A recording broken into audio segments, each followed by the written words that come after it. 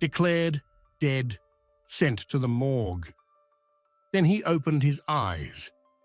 In a story that sounds almost unreal, a Russian serviceman presumed killed in combat woke up on a metal table as hospital staff prepared his body.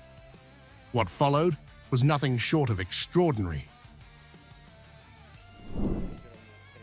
I came to myself, lying on a metal table. A nurse standing nearby with a hose was pouring water on me. They were washing me, apparently, as I was covered in blood, dirt, all that stuff. I remember her shouting, "Doctor, doctor!" Alexander Rochev, call sign Lys, a soldier with Russia's Dnieper group of forces, had been severely wounded under heavy enemy fire. Shrapnel tore into his body. He was evacuated bleeding, drifting in and out of consciousness. At the hospital, doctors could not detect a pulse. He was pronounced dead and moved to the morgue. As I get it, when I fell unconscious, they could no longer take my pulse. They apparently took me and Schmel to the morgue because Schmel was already Cargo 200 dead. They probably thought that I was dead too, because I had no pulse. But death was not the final chapter. Rochev says he suddenly regained awareness, lying on a cold metal table while a nurse washed blood and dirt from his body. He recalls hearing voices, sensing movement, and struggling to signal that he was alive. Within moments, the room shifted from routine procedure to urgent rescue. On the fourth day, I was just lying there with my eyes closed, hearing everything, understanding everything. I heard the nurses pushing me around on the trolley to the CT scan. I heard them discussing that my brain activity was on, but that I wasn't coming round. Then, on the same day, another doctor arrived from Sevastopol. As I understood it, he was an intensive care specialist who transported seriously ill patients being on life support. I was lying there with wet bandages over my eyes to keep them from drying out. He removed the bandage from my eye, opened my pupil, and looked at me. I looked at him and could already see his silhouette.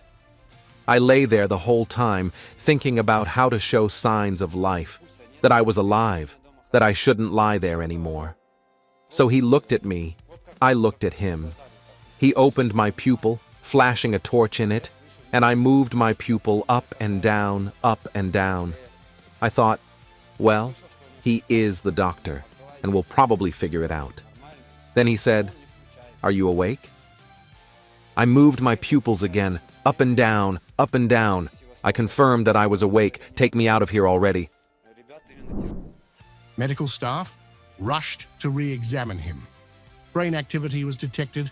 A doctor leaned over him and demanded that he breathe. Rochev responded. In that instant, a serviceman believed, lost, returned from the brink. The chaos of the battlefield had nearly written his ending. But survival had other plans. The doctor looked at me and yelled, "Breathe, breathe." I was like, inhaled. "All right," he said, "he will survive. Let's go and transport him to Sevastopol." So they brought me to the intensive care unit in Sevastopol. For his family, the emotional shock was immense. Rochev's wife had already begun mourning him. Comrades who had carried him under fire were told he was Cargo 200. Then came the reversal. He was alive. Relief replaced grief in a matter of hours. My family had been burying me for 4 days. It's an indescribable feeling when first they said he was dead, and then they said he was alive. I ran upstairs with my radio.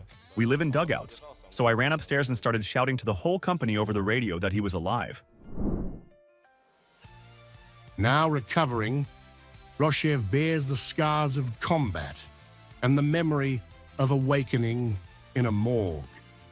His survival stands as a stark reminder of the brutal unpredictability of war and of how, even in its darkest moments, life can defy the final verdict.